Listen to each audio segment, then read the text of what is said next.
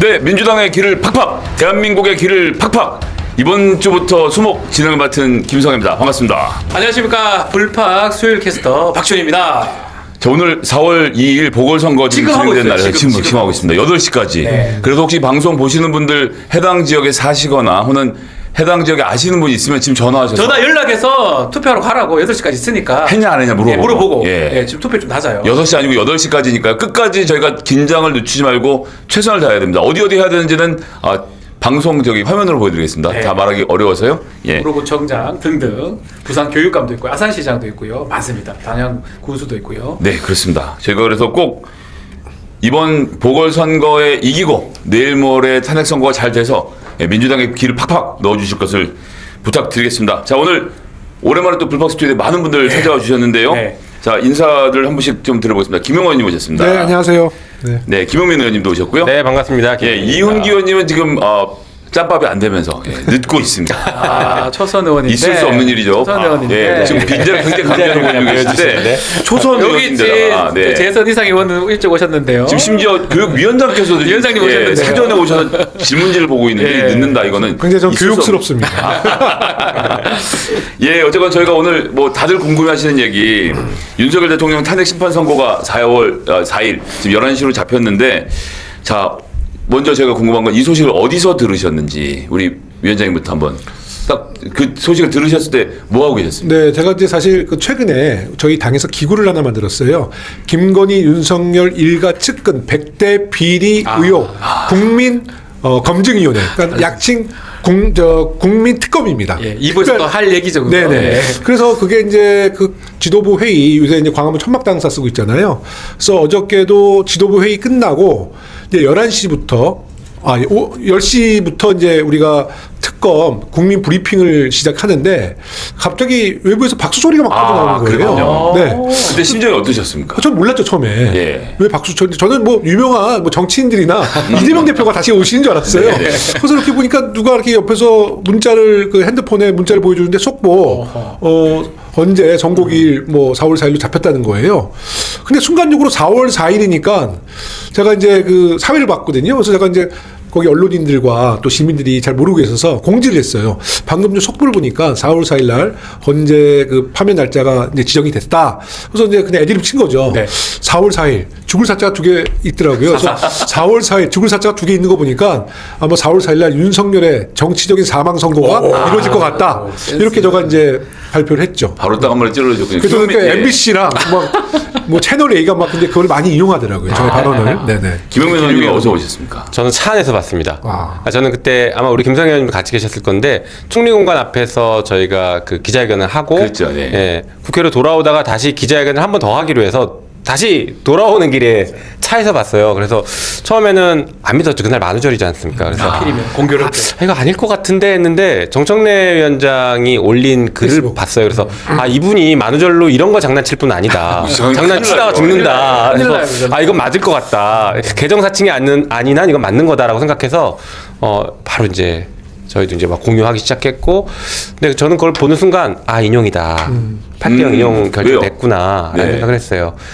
사실 저도 이제 준비하면서 여러 가지 알아보기도 하고 정보들도 듣고 했는데 실제로 선고 과정에서 그러니까 평의 과정에서 여러 가지 이제 이견들이 도출됐던 것들은 이제 추측일 수도 있겠지만 계속 많이 들리더라고요. 네. 그런데 선고기를 잡았다는 것은 이 이견이 정리가 됐으니까 잡을 수 있는 건데 이견이 정리돼서 선고할 정도라고 하면 이 사안에서 기각 의견 낼 사람 없다라고 봤습니다. 저는 개별 쟁점에 대해서 다퉈서 소수 의견을 낼 가능성도 있지만 결론을 기각으로 내기는 어렵다라고 바꾸기는 봤죠. 어렵다. 네. 그러니까 저희가 지금까지 무슨 일이 벌어졌었는지 한번 쭉 네. 보고 나면 갑자기 또 어깨가 좀 무거워질 것 같습니다. 저희 개헌부터 탄핵 선고일까지 있었던 일들 영상으로 좀 정리해 주셨는데요. 영상 보고 오겠습니다.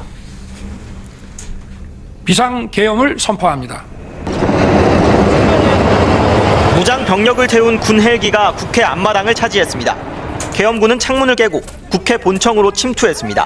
작전은 동시다발로 진행됐습니다. 비상계엄 해제 요구 결의안은 가결되었음을 선포합니다.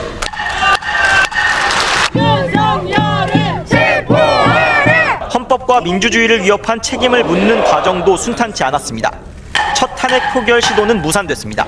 일주일 뒤 두 번째 시도 끝에 윤 대통령 직무가 정지됐습니다. 가결되었음을 선포합니다. 탄핵 재판은 수사와 동시에 진행됐습니다. 법적, 정치적 책임 문제를 회피하지 않겠다던 윤 대통령 약속은 사라져버렸습니다.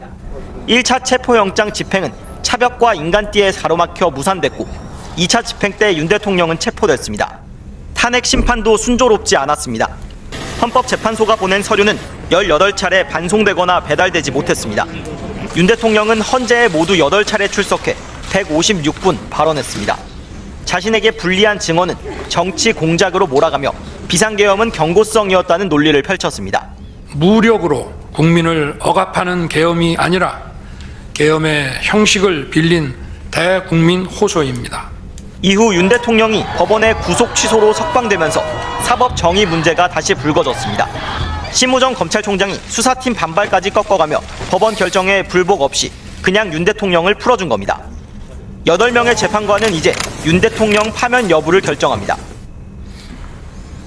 자, 이게 계엄 선포 무효화 그때까지 기억이 납니다. 계엄 해제를 바로 또 우리 의원님들이 다 담 넘고 가는 모습, 국회의원의 그 효용성을 다 느꼈던, 또 그 이후까지 우리 민주당 의원님들 많이 고생을 하셨는데 또 우리 국민들도 고생하셨고요. 그렇죠. 네. 정말 한 달, 뭐 2달, 몇 달 동안 이런 일들을 지금 계속 겪고 있는데 이제 주문 남았습니다. 4월 4일 날 우리 김용민 의원님이 또 법률가시니까 전원일치 인용인지 어떻게 결정날지 뭐 꿀팁 같은 게 있을까요? 주문 좀 볼 때. 첫 마디 들으면 알 수 있는 게 있습니까? 네. 그래서 이번에 통할지 모르겠는데 어쨌든 의견이 전원일치면은 이유를 먼저 얘기를 하고요. 네. 전원일치가 아닐 경우에는 결론을 먼저 얘기하고 나중에 이유를 얘기하면서 다수 의견, 소수 의견, 개별 의견 이렇게 선고를 하거든요. 관행적으로.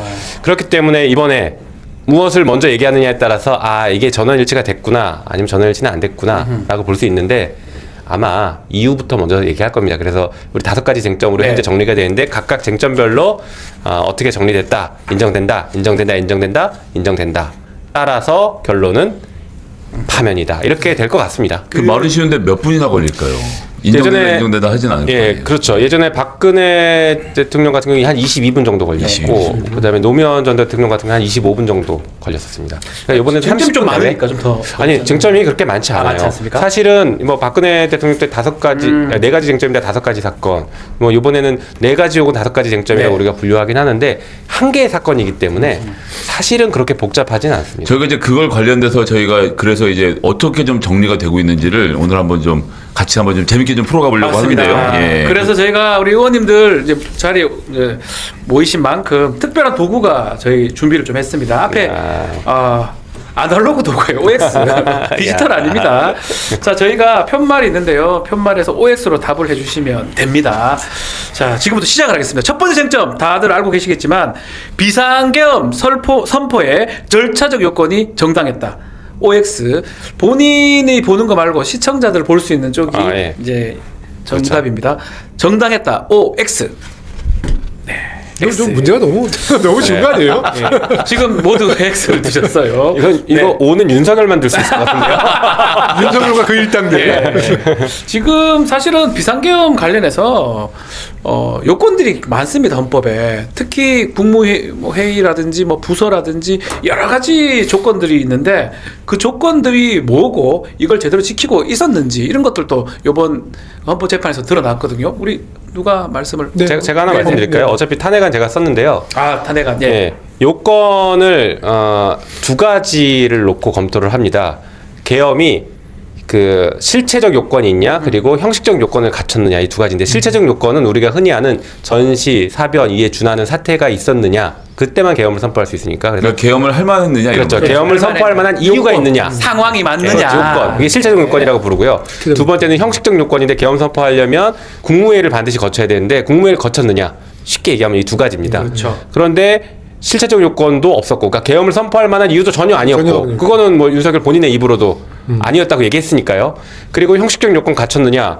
국무회의가 없었다라고 국무총리가 얘기했습니다. 한덕수가 얘기했지. 흠결이 이 있었다. 정도면은 가장 그 센 증인이 증언해 준 것이죠. 예. 그래서 실체적 요건, 절차적 요건 모두 다 흠결했다, 없다라는 것이 인정이 된다고 봐야죠. 이거. 국무회의 진행했던 것도 쟁점인데 제대로 하지 못했다고 봐야 되겠죠. 그럼요. 김용현 얘기 다르고 한덕수 얘기 네, 다르고 네. 이상민 얘기 다르고. 거기다가 뭐 하여튼 행정부 수반인 총리가 그것은 저 절차적인 과정에 흠결이 있다라고 분명히 완전히 이제 확정적으로 얘기했기 때문에 저는 그것이 이제 헌재에서 뭐 상당히 영향이 미쳐지지 않았을까라는 생각이 듭니다. 네. 자, 첫 번째 쟁점은 해결이 됐습니다. 다 X를 들므로써 인정이 된다. 이렇게 근데 봐야 만약에 될것 지금 같고. 주신 질문을 예. 국민의힘 이런 이제 방송에서 똑같은 질문 던지면 진짜 국민의힘 의원들은 이거 할까요? 저는 X 할 것 같은데요. 저는 이거를 하는 사람들만 따로 예. 뽑아서 예. 기소를 하면 됩니다. 기소를 해야 된다. 내란 동조 세력 내란 동조 아니에요? 세력으로. 네. 정말 저러면 안 됩니다. 의원이라면요. 그러니까요. 네. 예, 국회의원이라면요. 두 번째 쟁점이 포고령 부분입니다. 포고령. 국회, 지방회의, 또 정당활동, 결사, 집회, 시위, 일체 정치활동 금지하는 내용인데 이것도 질문 한번 드려보겠습니다. 포고령이 적법했다. OX 들어주십시오. 하나, 둘, 셋.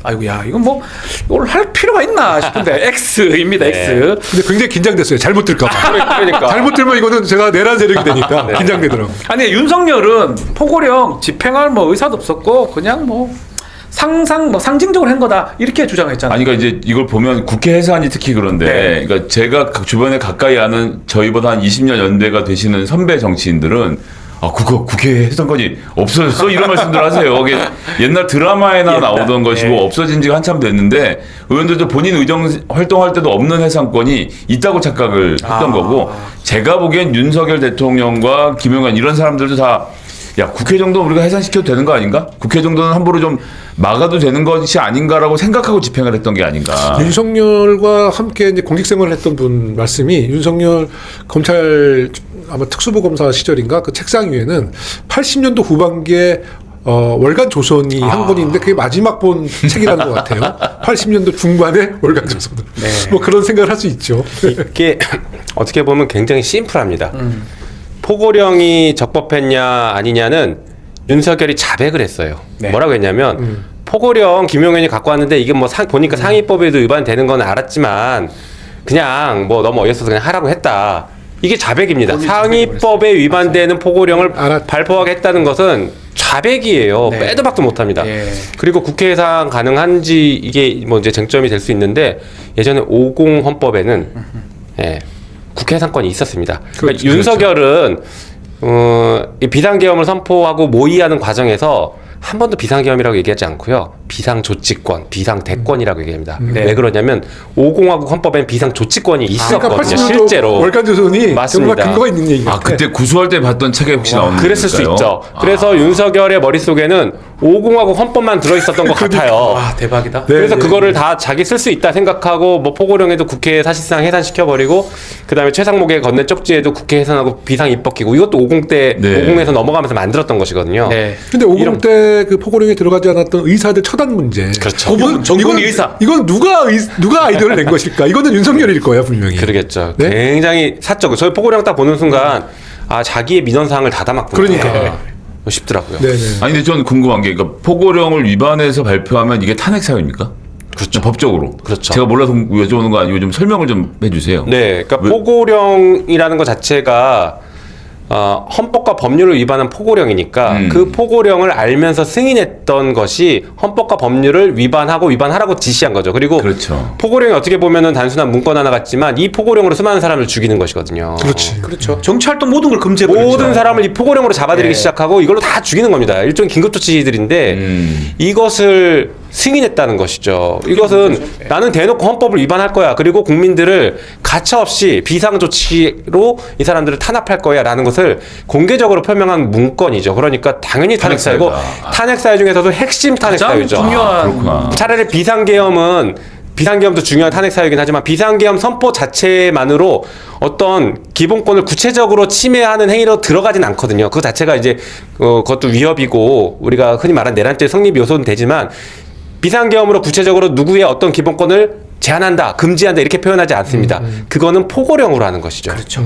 제가 사실 법무관을 하면서 이 포고령 같은 것도 만든 기억이 나는데 옛날 걸 그대로 뺏긴 느낌이 들어요. 옛날 그러니까 네. 5공화국 때는 국회 해산이라든지 조치라든지 이런 것 권한이 있으니까 그걸로 아마 좀 베끼다가 마지막에 전공이나 이런 걸 넣었던 거 아닌가. 근데 그 이 전공의 생각이 문제는 들더라고요. 김용현의 작품은 아니라는 거죠. 저도 아니라고 봅니다. 전공이라는 감정은 윤석열만 있었거든. 맞습니다. 그러니까 맞아요. 윤석열이 김용현 국방부 장관이에요. 관계 없습니다. 그러니까 추가하는 것 같아요. 네. 그렇게 보는 게 맞는 것 같고 이것도 사실은 X를 함으로써 두 번째 쟁점도 사실 피해나기 어려운데 세 번째 쟁점이 군을 동원했던 이유 이 부분입니다. 자신은 질서 유지하기 위해서 윤석열은 군과 경찰을 동원했다고 주장을 했는데 영상을 하나 준비를 했습니다. 최근에 나온 영상인데요. 과연 그게 맞는지 영상을 보고 이야기 좀 더 이어가겠습니다. 적이 아닙니다. 먹는 용도로 가져가셨던 거 그거는 아니에요? 절대 아니고 아니에요. 분명히 말을 우하더라 그냥 했고 네. 봉쇄를 해야 되는데 문을 잠가야 되는데 케이블타이 넉넉하게 챙겨라. 그러니까요. 좀 그래서 문을 봉쇄할 문을 목적으로 봉쇄하기 위해서 그러니까. 사람은 전혀 안 예, 제가 목적인 사람 거예요. 여쭤. 사람은 전혀 아닌 제가 사람 여쭤보고 예.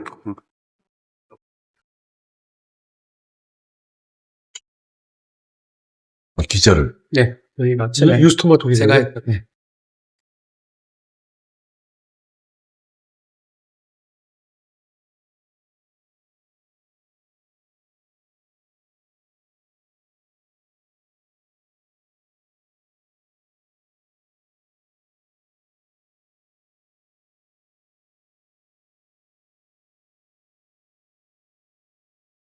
자, 제가 아침에 이걸 직접 단독으로 얘기 들으셨죠? 얘기를 했습니다. 네. 실제로 12월 3일에서 4일로 가는 새벽입니다. 그 당시 특임단 특임단 대원들이 와가지고 기자 마크가 있는 뉴스토마토 유모 기자한테 그냥 기자 표식이 있음에도 불구하고 휴대전화 뺏고 벽으로 물을 붙여서 케이블 타이로 포박을 하려고 하던 그 영상인데 왜 이제서야 공개가 됐냐면 이 기자 입장에서 이 자료를 좀 찾기 위해서 계속 요구를 했다고 합니다. CCTV. 근데 개인정보 국회 자료인 거죠? 국회에서 갖고 있는 네. 이 영상인데 CCTV인데 그래서 고소 고발을 해야 줄 수 있다 해서 고소 고발을 하고 최근에 저 자료를 확보해서 어제 튼 겁니다.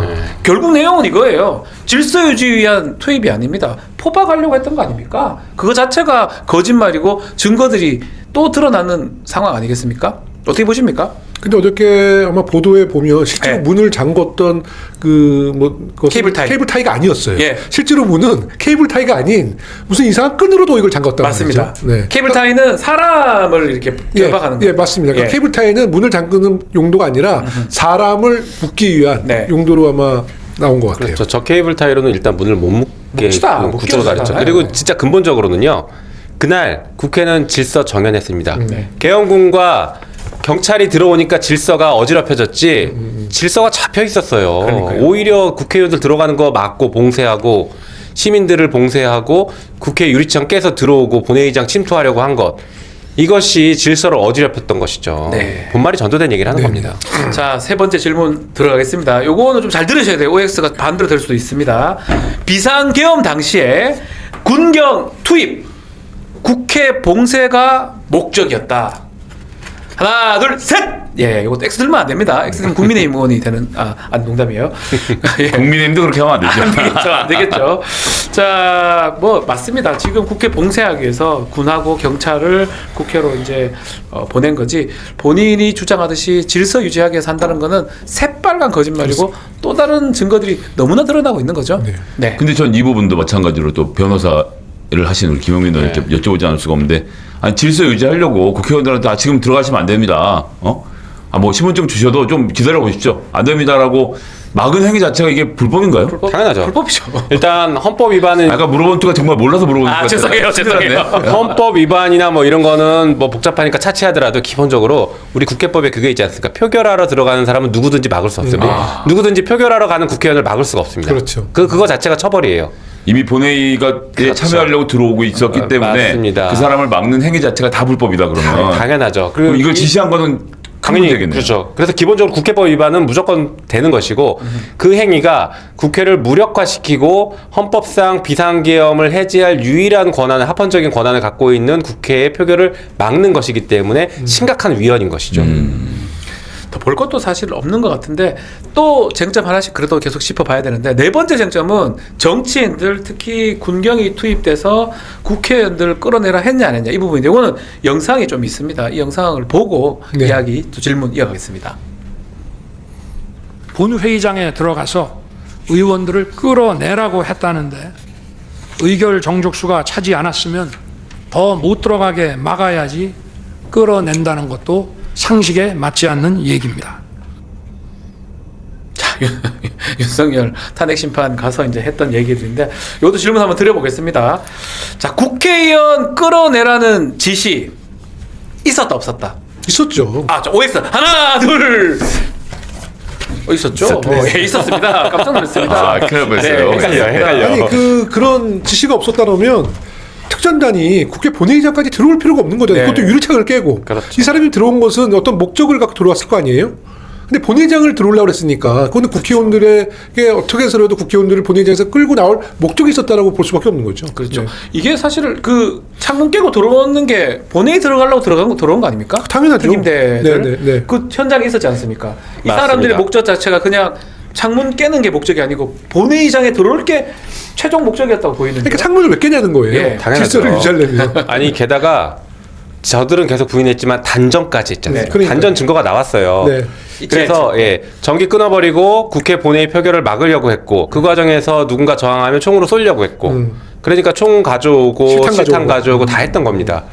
이 일련의 과정들은 그냥 목적이 너무나 명확해요. 네. 국회를 장악해서 비상계엄 해제 못하게 하고 설사 해제하더라도 2차 계엄까지 계속 하겠다. 2차, 3차 계엄 하겠다. 그래서 어떻게든 오늘 밤 국회를 초토화시키고 나는 내 독재를 완성시키겠다. 이 목적으로 들어온 겁니다. 그거 말고는 설명이 전혀 안 돼요. 저는 이제 그런 목적을 받고 왔는데 네. 이제 사실 우리 대한민국 국민들의 이 교육의 힘이라는 게 있다고 보여지고 작년 12월 3일 전에 영화가 히트친 영화 서울의 봄이라고 있잖아요. 하필 그 영화가 있었어요. 교육의 힘과 이 문화의 힘이 결합돼서 사실 특전단조차도 양심적으로 자기들이 받은 교육 또 영화에서 봤던 그 12.12 그런 내란 이런 것들의 학습 효과가 있으니까 굉장히 소극적인 작전 수행이 들어갔던 것 네. 같고요.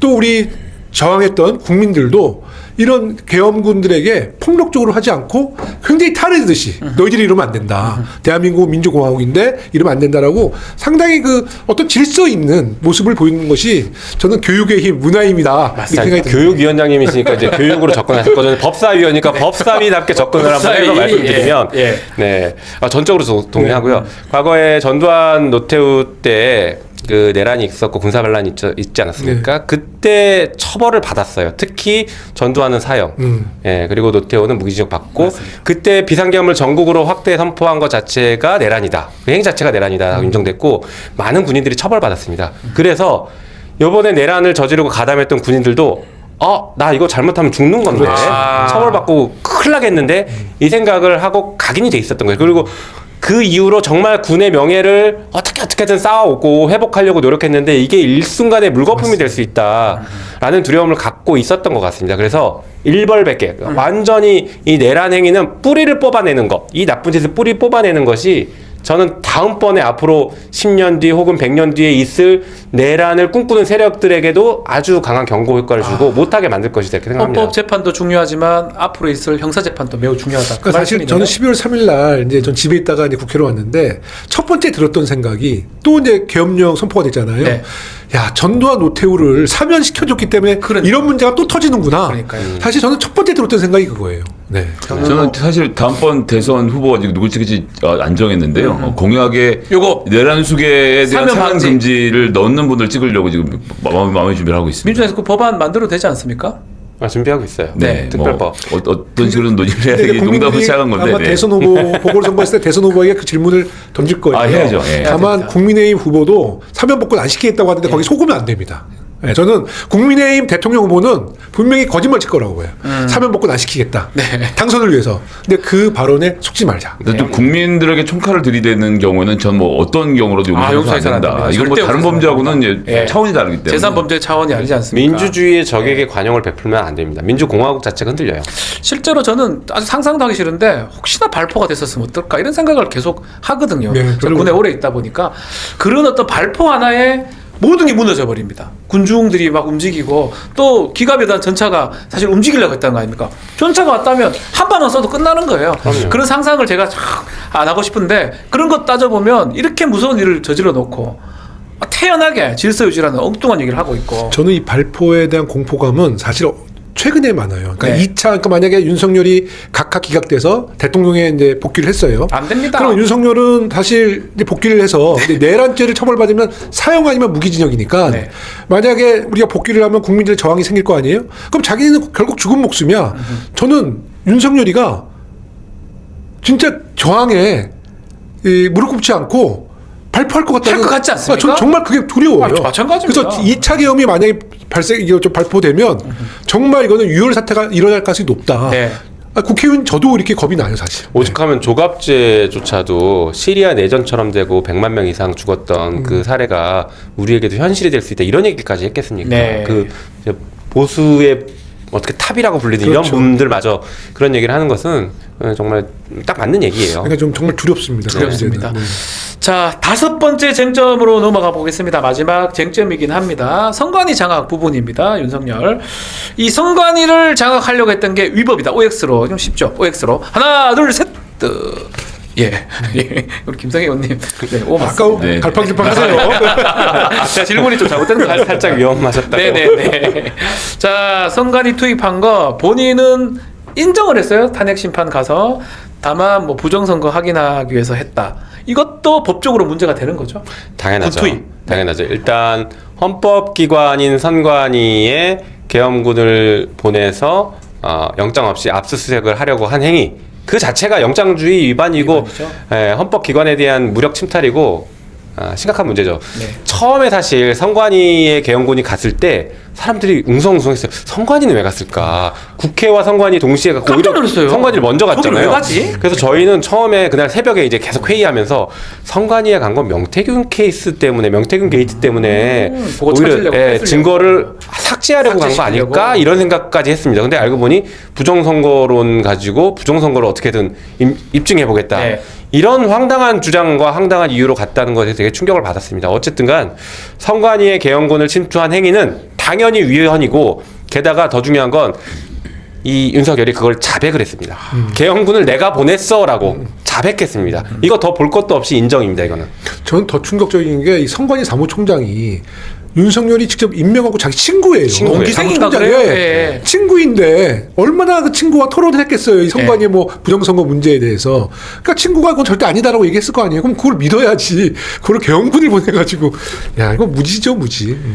뭐 유튜브가 나온 괴물인 거죠. 맞아요. 예, 유튜브를 너무 보다 보니까 그러니까 선관위 부정선거는 특히나 뭐 긴 얘기를 할 게 없이 서버는 인터넷망과 분리되어 있어서 선거관리위원회에 들어가서 해킹을 해야 되고 거기서 숫자를 바꾸더라도 투표함에 있는 숫자를 바꾸는 거 별도로 해야 되잖아요. 우리 김성희 의원님 그 질문 봤습니다. 너무 좀 코믹하더라고요. 그 물어보는 자체가 웃기는 코믹하더라고요. 얘기였지만 네. 여기 다 선거해보신 의원님이시지만 네. 그 동네 투표함에서 컴퓨터랑 숫자를 똑같이 맞춰서 1000표, 2000표, 3000표를 어떻게 바꿔 칩니까? 봉투에 들어간 표를. 그렇죠. 못 저도 바꿔요. 사전 투표함을.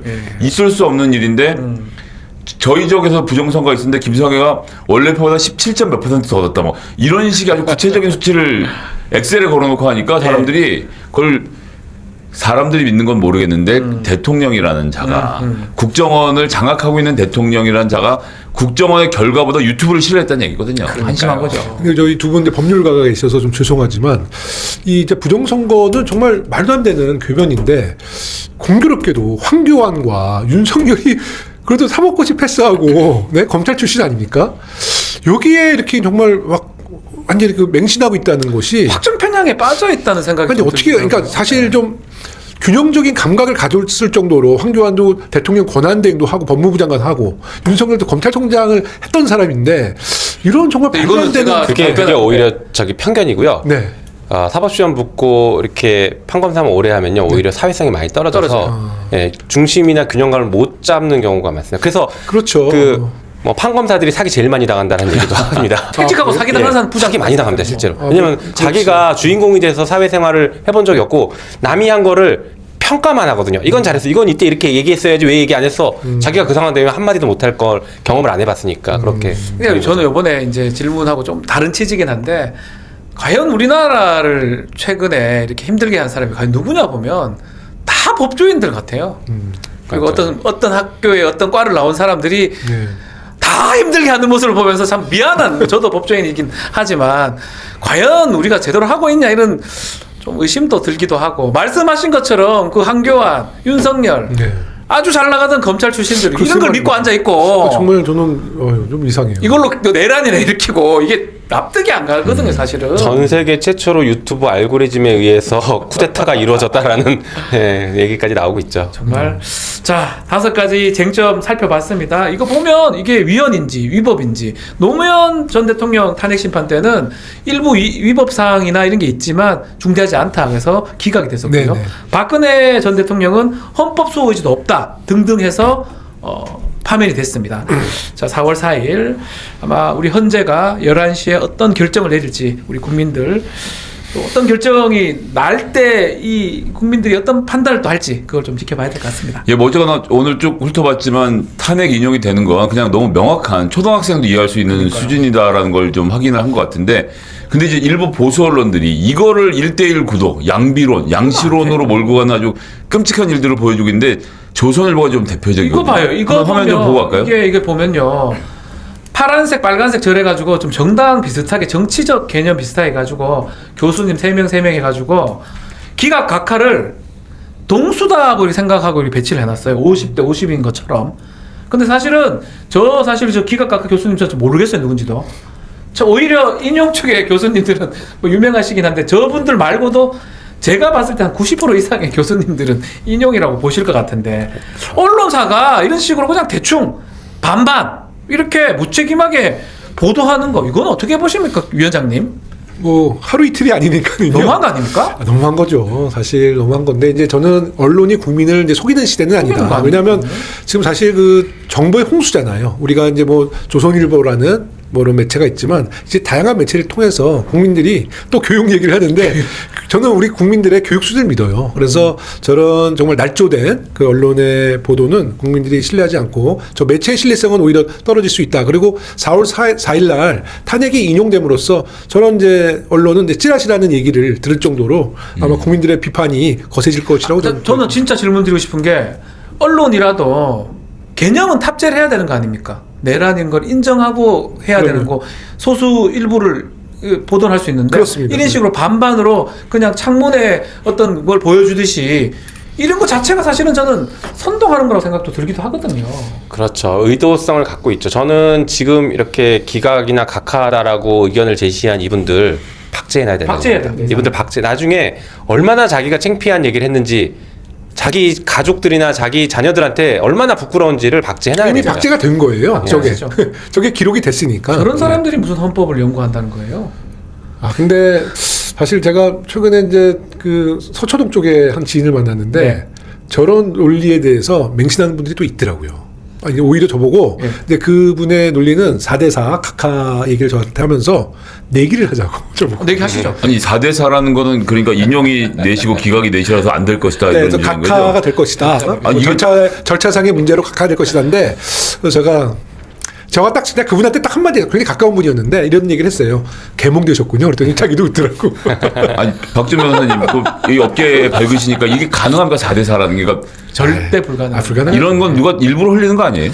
저는 제가 좀 그래서 좀 확인을 좀 해봤어요. 4대4 얘기가 왜 나오냐. 5대3이 처음에 나왔습니다. 네. 배드락 이러면서 SBS의 모 기자가 이제 이걸 하면서 이걸 공중파에서 보도를 하고 국민의힘이 좀 이거 고무가 됐던 느낌이 들긴 한데 5대3이 되면 판결 선고하기가 좀 애매합니다. 마흔여 재판관 후보자 빠진 상태잖아요. 그게 어떤 경우든 애매하기 때문에 또 그거로 어떻게 여론이 바뀌냐면 4대4라고 또 여론을 바꿨어요.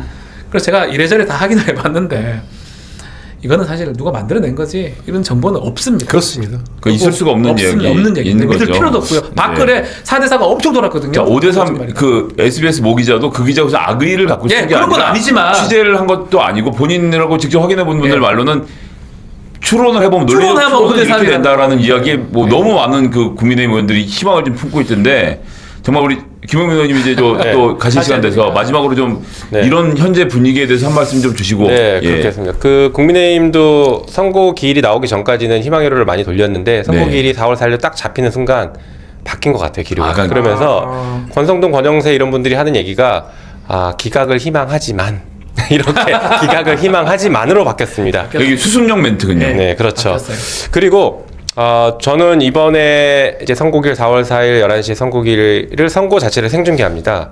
뭐 지난번 박근혜 때도 생중계했는데 아주 의미가 있다고 봐요. 왜 그러냐면요.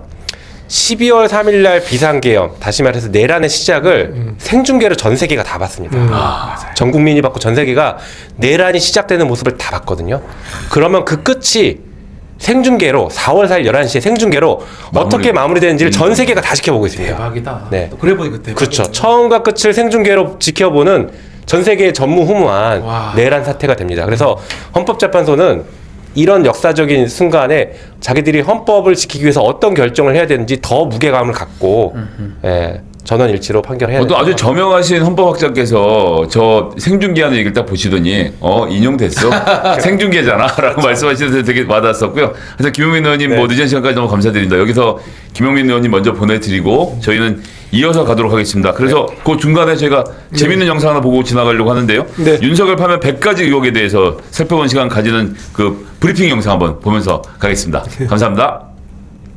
국민특검, 오늘 이 광장에서 국민 여러분들과 함께 담대한 여정을 시작하겠습니다. 김건희 특검은 진작 채택이 됐어야 되고 특검을 통해서 여러 가지 비리 의혹에 대한 실체가 밝혀져야 되고 처벌도 받았어야 합니다. 그러나 윤석열은 부인의 특검을 거부권을 행사했고 실체적인 조사가 이루어지지 않았습니다. 김건희 특검을 막았던 국민의힘, 또 수사당국, 또 국무위원들 모두가 윤석열 부패 비리 카르텔의 또 공범이다. 전 이렇게 생각합니다. 이제 더 이상 가만히 기다릴 수가 없습니다. 오늘 첫 발을 딛는 국민특검의 목적지는 명확합니다. 바로 김건희, 윤석열 일가 측근의 부정과 비리 의혹에 대한 완전한 진실 규명입니다. 그리고 국민의 이름으로 그 죄를 묻는 것입니다. 김건희, 윤석열 일가 측근들의 100대 비리 의혹을 조목조목 검증해 이제는 국민이 직접 윤석열, 김건희를 심판하겠습니다. 윤석열은 헌재가 파면하고 김건희는 국민이 파면할 것입니다.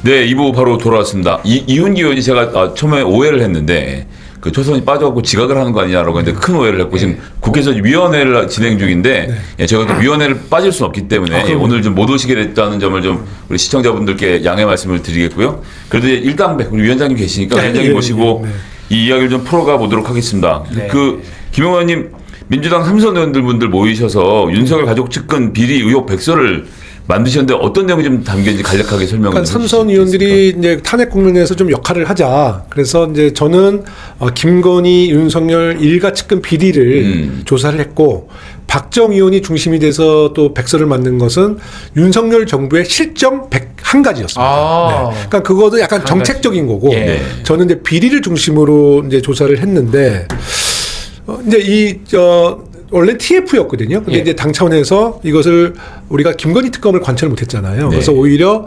국민특별 검증위원회, 그래서 국민특검이라는 명칭으로 활동을 하자라고 이제 합의를 해서 저희가 김건희, 윤석열 100대 비리 국민특검. 100대입니까? 네, 100대 비리인데요. 잠깐만, 100개가 가능해요? 그러니까 제가 그 말씀을 드릴게요. 가능합니까? 이게 이제 100대 비리를 담은 100개가 되네요. 사실 117가지 됐는데 이거를 그렇군요. 함축시키는 것도 일이었어요.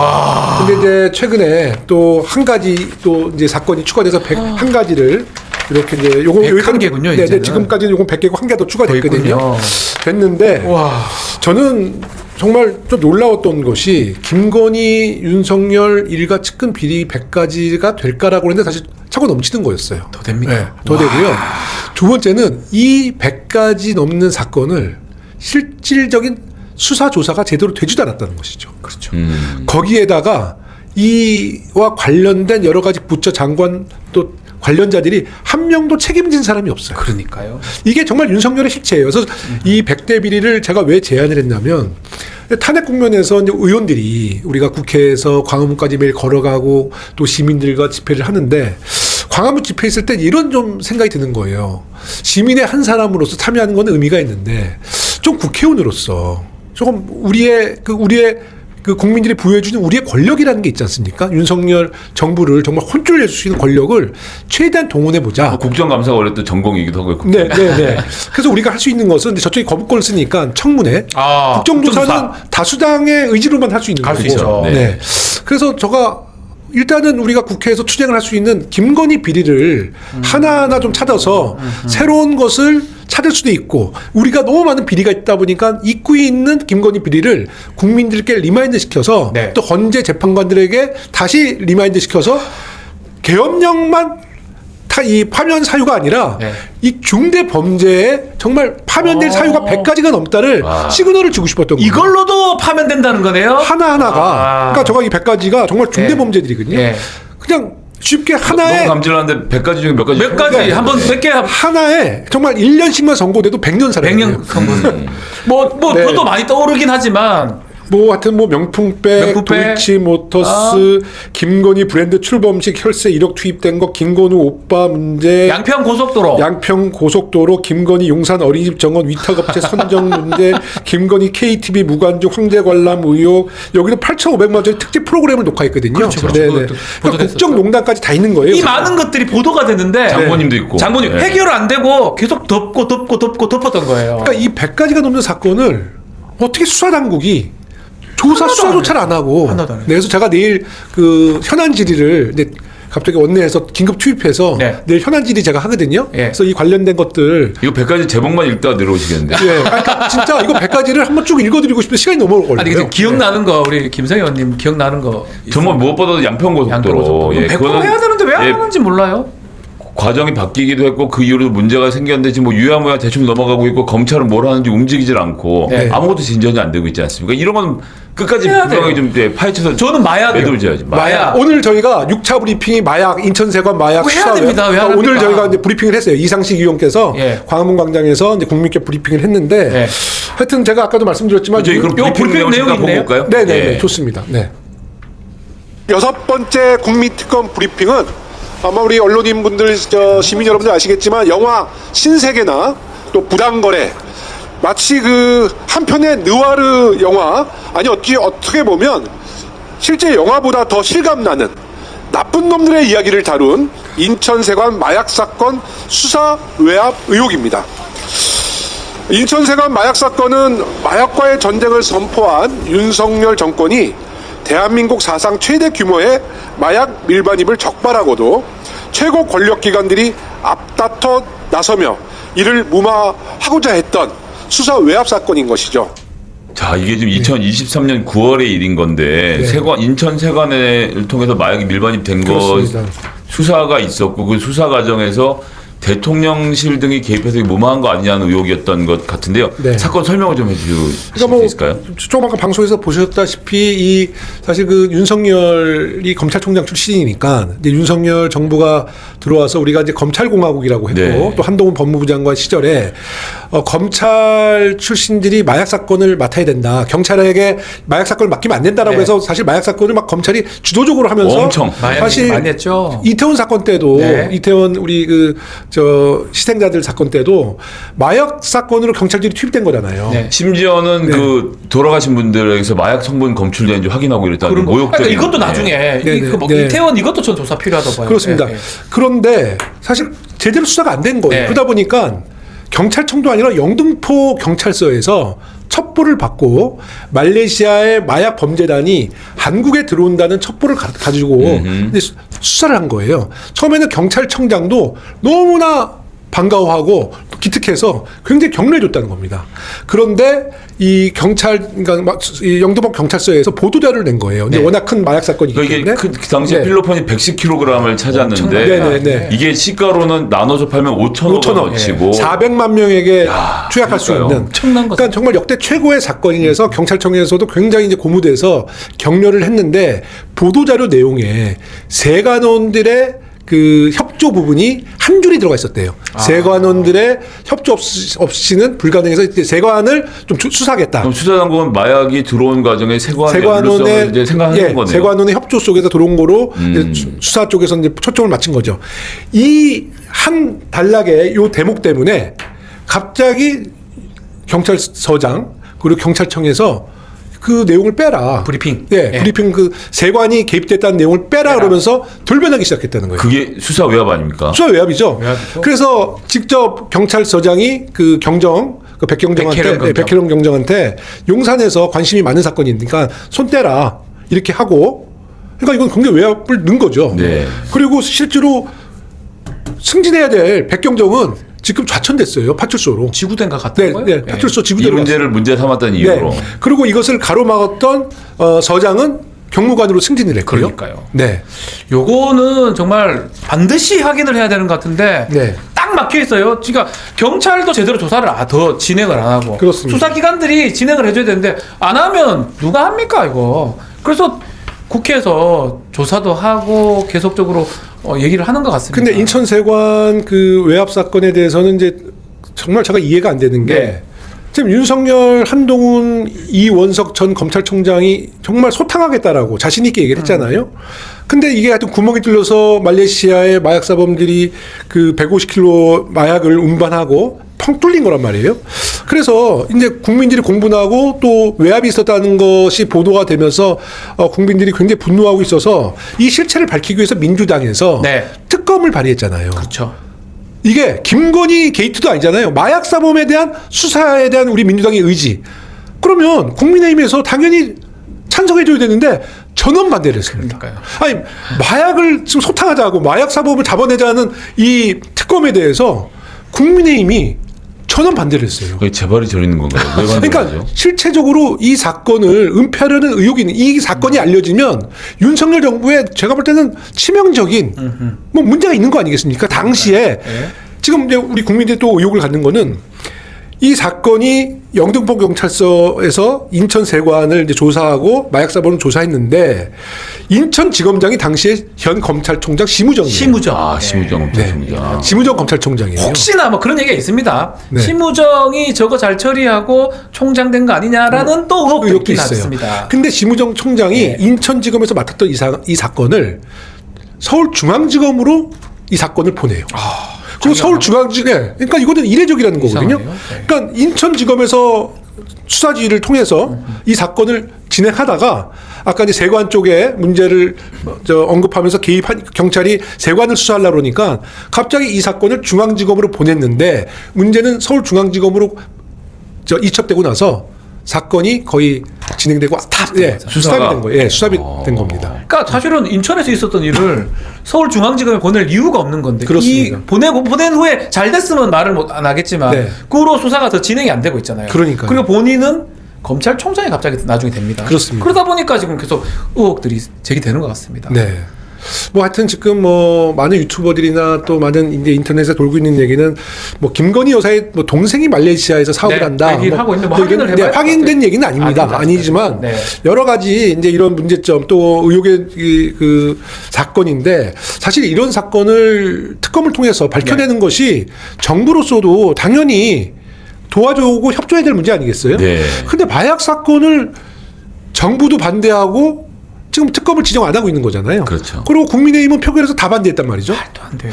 그러니까 저는 의혹이 더 생기는 거예요. 그러니까 요 모든 게 다 김건희가 다 걸려 있는 것 같거든요. 네, 중간에. 네, 네. 예전에 그 조병로라고 경무관 그 네. 양반 또 문제가 되고 있고. 네, 거기에 또 저 네. 전화에 나왔던 사람 맞습니다, 아니겠습니까? 맞습니다. 네. 이종호 핸드폰에. 네, 네. 결국은 이 모든 거에 김건희가 지금 딱 걸려서 그 문턱을 못 넘고 있는 거 아니냐. 그렇습니다. 오히려 윤석열보다 김건희 조사하는 게 더 어려워요. 아무것도 안 됩니다. 이 거대 마약 사건, 이 큰 뭐 당군 일의 최대의 마약 사건이라고 이훈기 의원 말씀하셨던 것 같은데 이 큰 사건을 조사조차 못하고 있다는 게 말이 안 됩니까? 그러니까 이제 저희가 4월 4일 윤석열의 파면이 왜 중요하냐면 윤석열이 파면이 되면 네. 그다음부터는 이 100대 리스트 지금 사실 우리 국민의힘에서 이재명 대표의 사법 리스크를 얼마나 얘기했어요. 네. 저기는 이제 뭐 기소뿐만 아니라 이 100가지의 사법 리스크를 다 갖고 있거든요. 근데 제대로 하나도 수사가 되지 않은 거예요. 맞네요.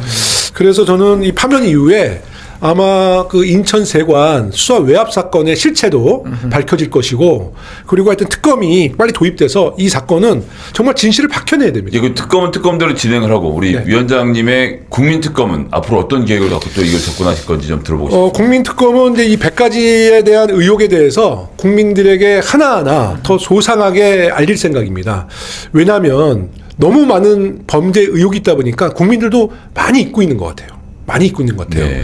그래서 이거를 하나하나 우리 광화문 광장에서 시민들과 언론인들에게 리마인드를 시켜주는데 사실 이제 그 유튜브에 들어가서 조회수를 보면 생각보다 굉장히 많은 관심을 갖고 그렇군요. 있고 응원의 목소리들 많거든요. 특히 최근에 김건희 씨의 논문, 이건 우리 교육위 상임위 건데 네. 김건희 논문이 이제 사실 일반 논문 표준은 120일이면 결과가 나오거든요. 근데 이거는 3년이 걸리잖아요. 네? 심지어 숙대 총장 네. 이번 당선자의 공약이 네. 이 건 관련돼서 사실관계를 밝히겠다였어요. 네. 근데 징계 수위도 아직 안 나왔어요. 아직까지도요? 근데 이제 이 조력자들, 김건희 논문에 그 대필해 준 사람, 또 표절 논문의 조력자들을 제가 최근에 추적을 했어요. 정말 너무나 놀라운 일들이 있어서 제가 파면이 되면 김건희 논문, 표절 논문과 조력자들에 대한 청문회를 좀 도입할 생각입니다. 오. 네. 한 가지만 말씀드리면 네. 김건희 논문에 대필을 해준 설민신 교수라고 있습니다. 네네. 그 교수가 그 교수의 부인이 김기현 씨라고 경인여자대학교 교수인데 아, 네. 경인여자대학교의 그 설민신 교수와 김기현 교수가 강사로 활동하면서 결혼하게 된 거거든요. 근데 아마 김기현 교수가 국민대 박사과정에서 그 김건희를 알게 된 거예요. 박사 과정 속에서. 네. 그래서 둘이는 굉장히 가까운 사이래요. 그래서 이제 논문까지 관여를 하게 됐는데 설민신 교수가 경인여자대학교 때 제자의 성범죄를 일으킨 거예요. 아 저런. 뭐 제가 뭐 방송이니까 아주 굉장히 심각하게 그래서 언론에 신문에서까지 나왔어요. 네네. 나오고 이제 사법 처리를 받았단 말이죠. 그리고 나서 정말 놀랍게도 최근에, 그러니까 최근은 아니지만 그리고 나서 경인여자대학교에서 파면이 되고 이제 감옥 하여튼 사법 리스크가 있는데 국립대학교에 한경대라는 국립대학교에 채용이 됩니다. 가능해요, 그게? 아니, 저도 정말 이해가 안 가요. 이거 뭐 그리고- 교육위 차원에서 찾아보고 아니 저희가 그럴 교육위원회에서 많네요. 국정감사 때 3년 연속 우리가 지금 증인 채택을 했는데 한 번도 안 나오고 있어요. 근데 이분이 작년까지만 해도 한경국립대학교 유학센터의 센터장인데 그 유학센터에서 작년에 공고명령 사건이 또 크게 터졌는데 거기에 핵심 관계자예요. 오, 하필이면. 이거 지금 저희 댓글에 김영호 의원님 흡입력 있으셔서 꼭 꼬부 같다. 예, 네. 꼬리를 문 이야기도 계속 지금 네. 이어지네. 와 이거 그럼 내일도 브리핑 통해서 이런 얘기가 그렇죠. 더 나오는 거죠? 나고 지금? 그 부인은 경인여자대학교의 교수 시절에 그 아마 뭐 공금 문제를 잘못 다루고 특히 이제 경인여자대학교 이사장과 총장이 이승만 동상 추진위원회의 핵심 관계자래요. 예. 근데 그 부인 김기현 씨라는 분은 학생회비 1억 원을 이승만 동상 건립에 학생들의 돈을 거기다가 이제 어떻게 지원을 했나 봐요. 그게 교육부에 발각이 돼서 해임 결정이 난 거예요. 교육부에서. 그렇군요. 근데 지금 그분이 지금 뭐라고 있냐면 해임이 안 되고 경인여대대학교의 부총장으로 승승장구하고 있더라고요. 해임해야 되는 사람이 거기서 하고 예, 있다고요? 예. 교육위원회가 또 앞으로 활동을 네, 그래서 원활할 것도 좀 제가 기대해 보겠습니다. 아무튼 이런 문제가 제가 줄기차게 많네요. 상임위에서 이주호 교육부 장관한테 줄기차게 얘기했거든요. 예. 감사 한 번도 안 하고 있습니다. 아 아직도. 네, 감사 한 번도 안 해서 뭐 이런 등등의 그러니까 저는 이제 문제가 이런 데 중대 범죄를 일으키고도 승승장구하고 있는 거는 그 뒷배가 누구냐. 네. 저는 김건희라고 예상하고 있는 거죠. 네. 자, 이제 좀 마무리를 해야 네. 되는데 네. 말이 이게 길어져서. 사실 저희가 금요일 아마 우리 많이 시청자분들 또 당원 여러분들 이제 보고 있을 건데 금요일 날 주문이 이제 이렇게 나와야 됩니다. 피청구인 대통령 윤석열을 파면한다.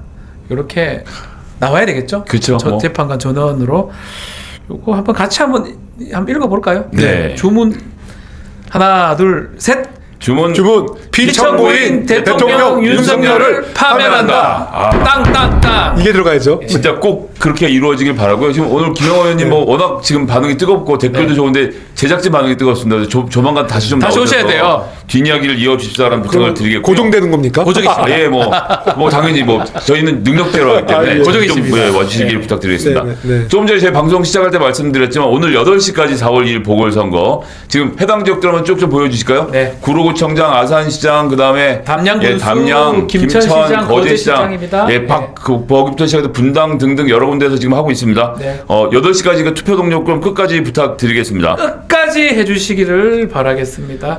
자, 8시까지 꼭 투표 동료 부탁드리고요. 네. 자, 윤석열 탄핵 선고일인 4월 4일 우리의 절기 중에 하나인 청명이죠. 말 그대로 하늘이 차츰 맑아진다.